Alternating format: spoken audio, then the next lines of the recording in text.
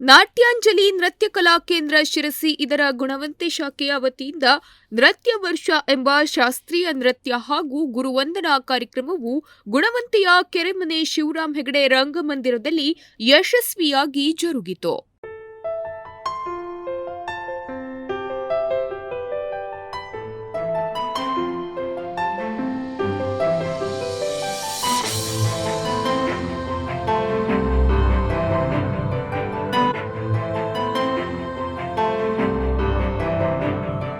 ನಟರಾಜನ ಪೂಜೆಯೊಂದಿಗೆ ಆರಂಭಗೊಂಡ ಈ ಕಾರ್ಯಕ್ರಮದಲ್ಲಿ ಬಾಲಕಲಾವಿದರಿಂದ ಪುಷ್ಪಾಂಜಲಿ, ಜತೀಶ್ವರ, ದೇವರನಾಮ ಮೊದಲಾದ ನೃತ್ಯವೃಂದಗಳನ್ನು ಪ್ರದರ್ಶಿಸುವ ಮೂಲಕ ಚಾಲನೆ ನೀಡಲಾಯಿತು.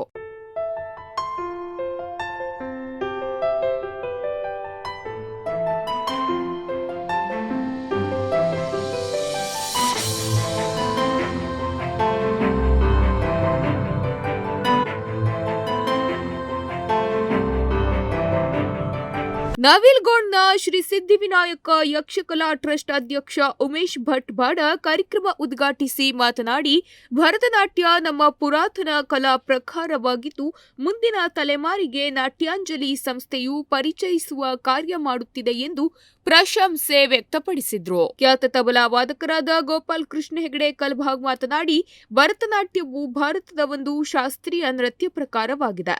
ಇದು ಭಾವ, ರಾಗ ಮತ್ತು ತಾಳಗಳ ಸಂಯೋಜನೆಯಾಗಿದ್ದು ನೃತ್ಯ ಕಲೆಯ ಮೂಲಕ ವಿಷಯಗಳನ್ನು ವ್ಯಕ್ತಪಡಿಸುತ್ತದೆ. ನೃತ್ಯವು ದೈಹಿಕ ಮತ್ತು ಮಾನಸಿಕ ಬೆಳವಣಿಗೆಗೆ ಸಹಾಯ ಮಾಡುತ್ತದೆ. ಸಮನ್ವಯ, ಸಮತೋಲನ, ಸ್ಮರಣೆ ಮತ್ತು ಏಕಾಗ್ರತೆಯನ್ನು ಸುಧಾರಿಸಲಿದೆ ಎಂದರು.